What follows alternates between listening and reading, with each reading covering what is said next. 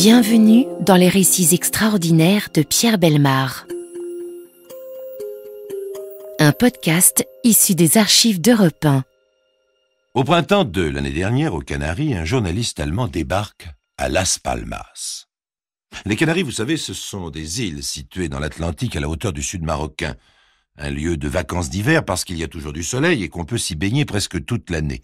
Autrefois une sorte de paradis terrestre, aujourd'hui un des terminus des voyages organisés, quelquefois beaucoup moins idéal qu'on ne le dit.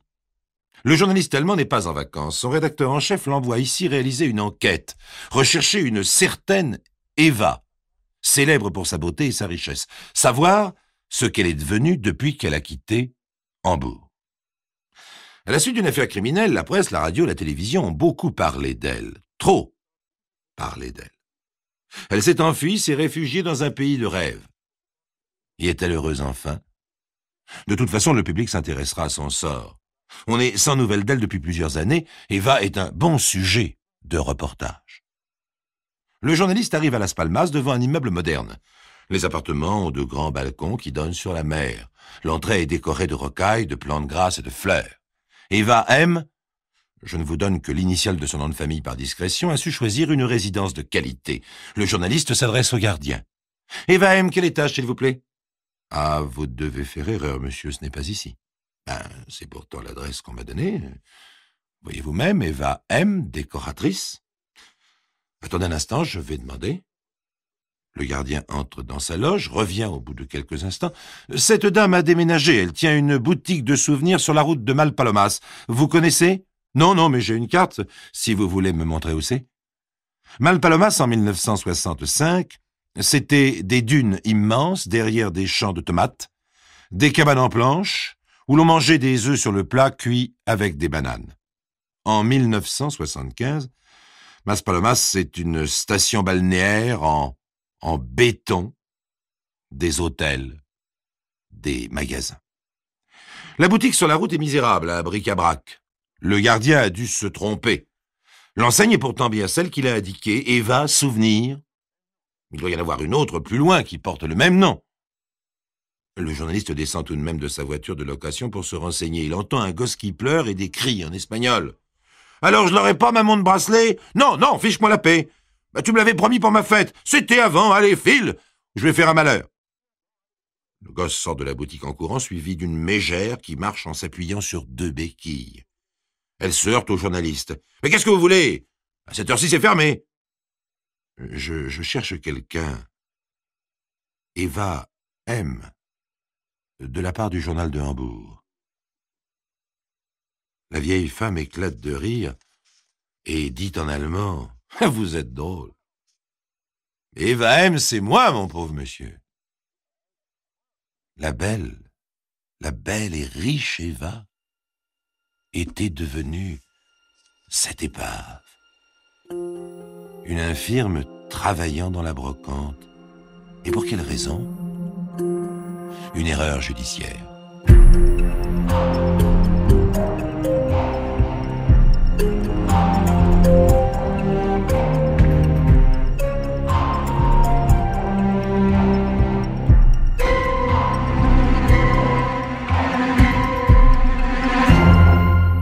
Une erreur judiciaire comporte toujours quelques points obscurs. Il subsiste un doute affreux.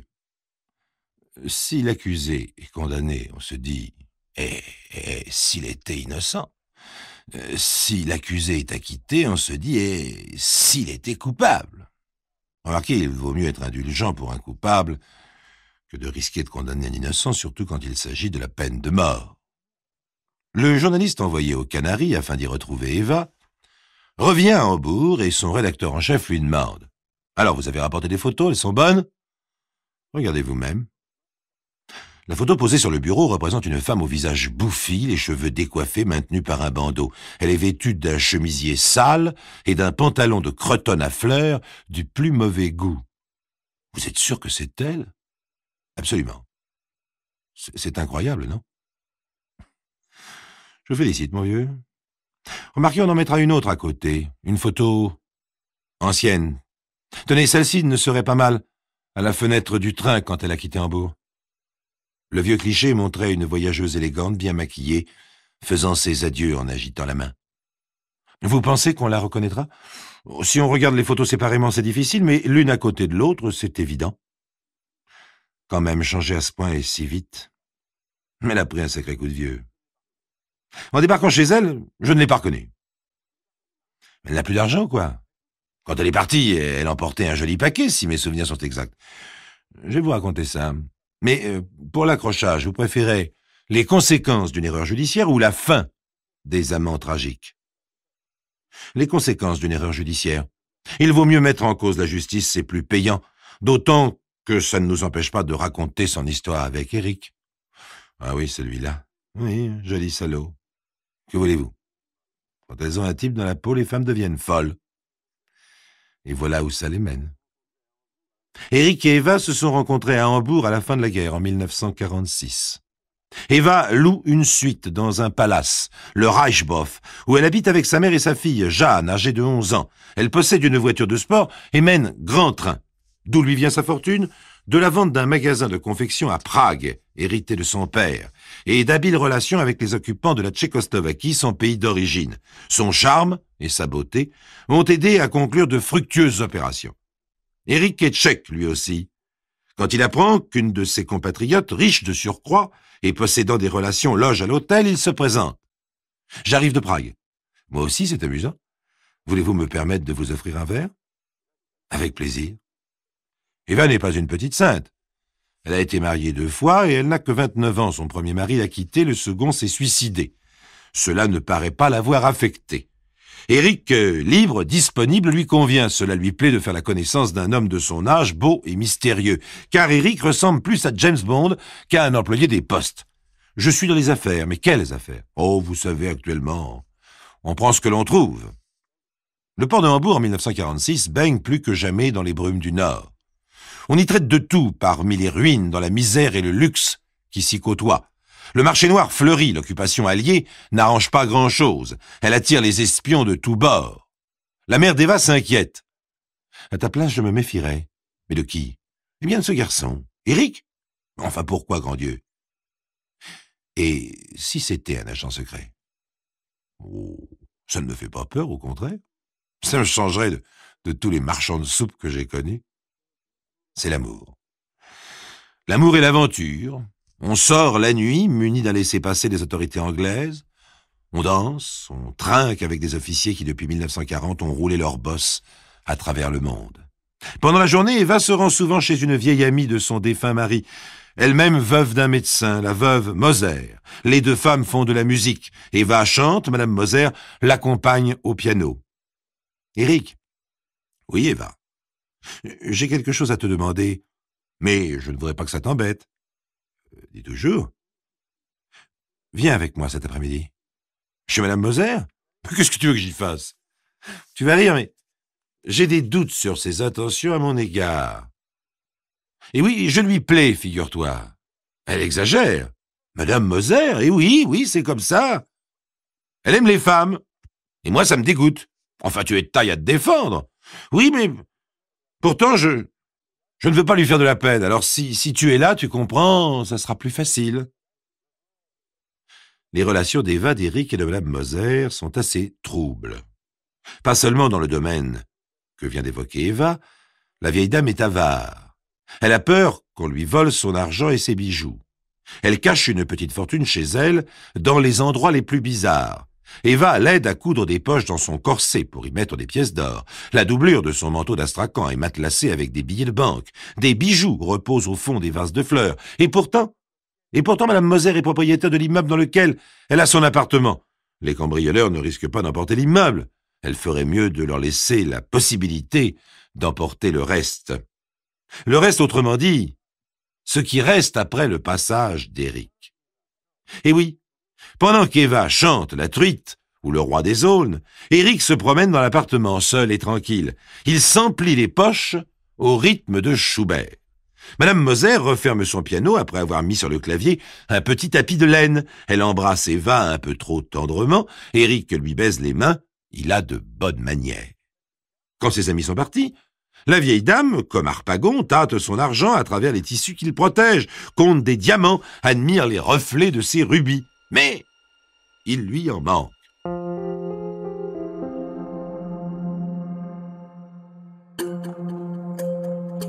Les récits extraordinaires de Pierre Bellemare, un podcast Europe 1. Que s'est-il passé exactement après que Mme Moser ait découvert qu'on l'a volée? On ne le saura jamais, sans doute.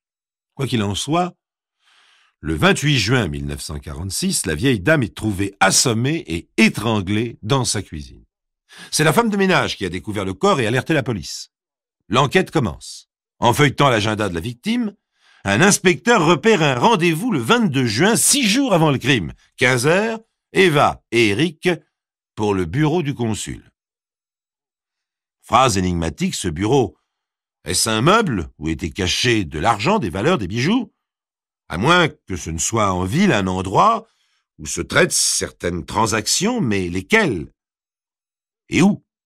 Ce ne sont pas les consuls, les vice-consuls et même les faux consuls qui manquent à Hambourg dans le caravansérail militaire et diplomatique de l'après-guerre et bientôt de la guerre froide.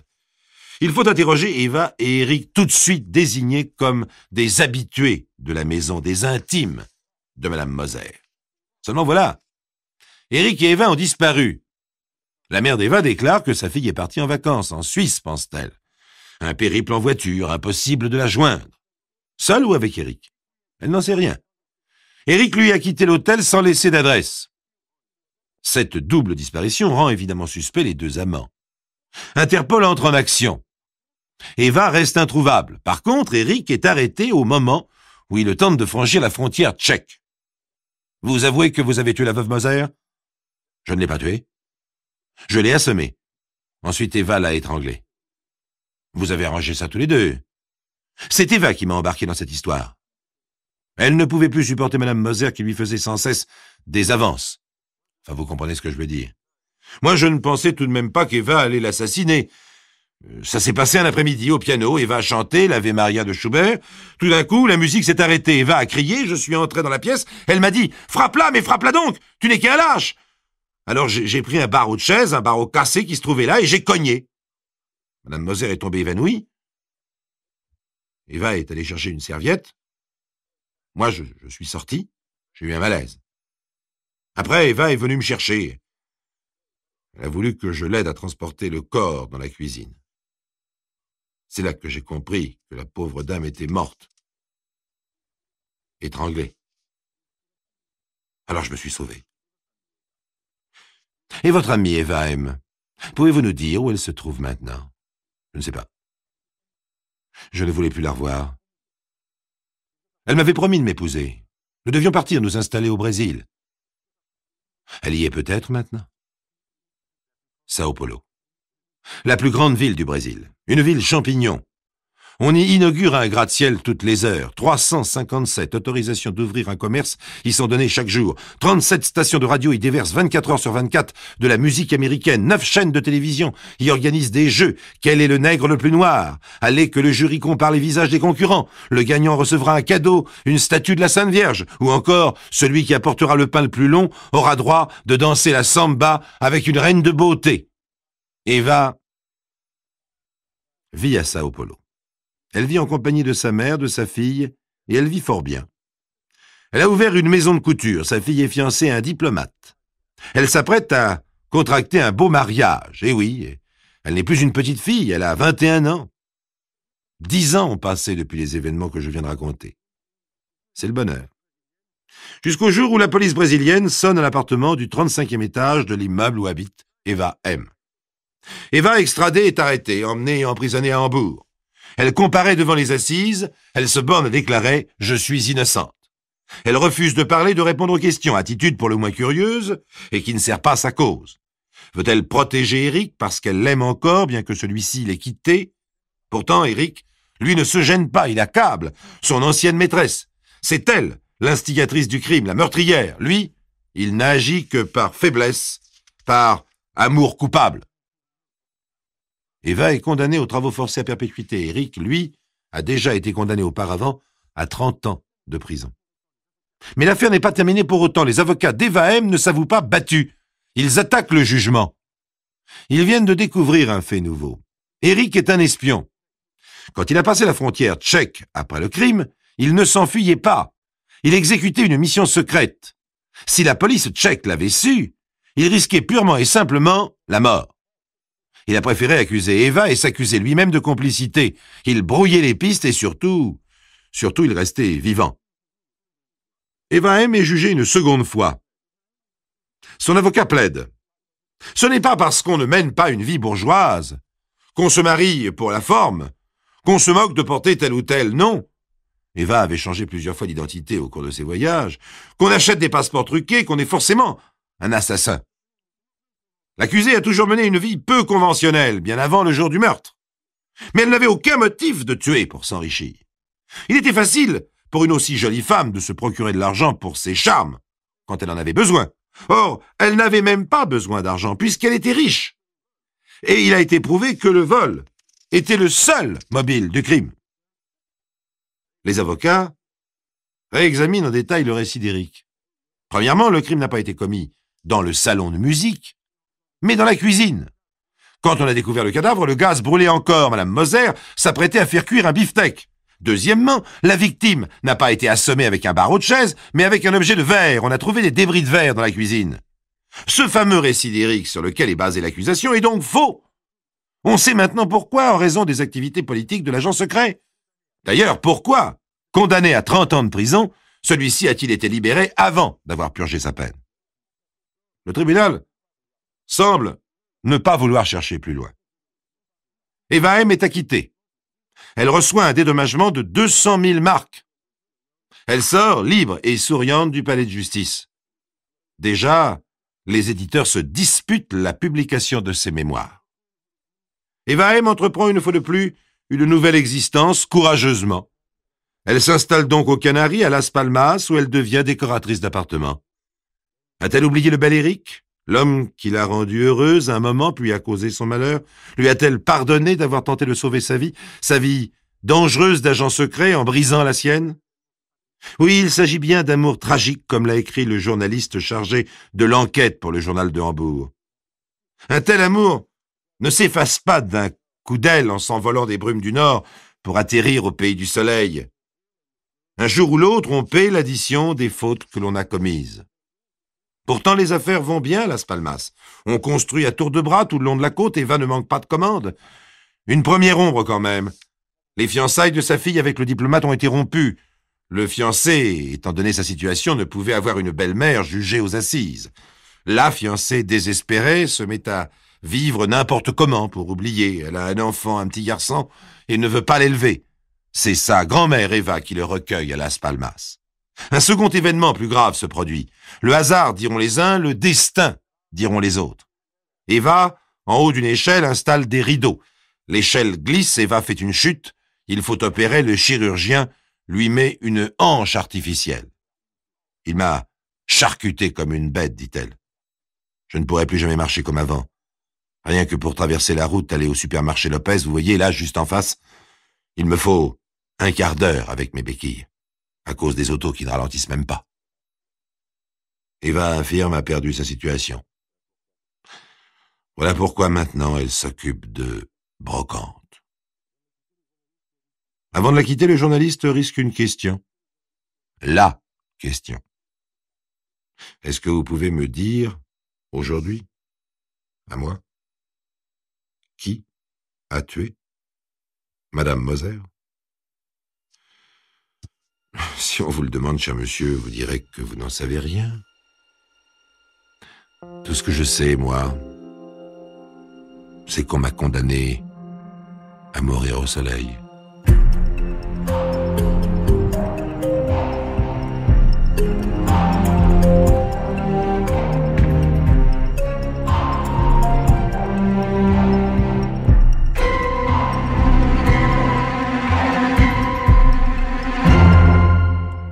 Vous venez d'écouter Les récits extraordinaires de Pierre Bellemare, un podcast issu des archives d'Europe 1.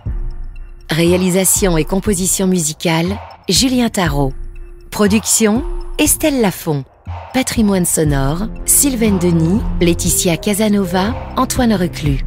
Remerciements à Roselyne Bellemare. Les récits extraordinaires sont disponibles sur le site et l'appli Europe 1. Écoutez aussi le prochain épisode en vous abonnant gratuitement sur votre plateforme d'écoute préférée.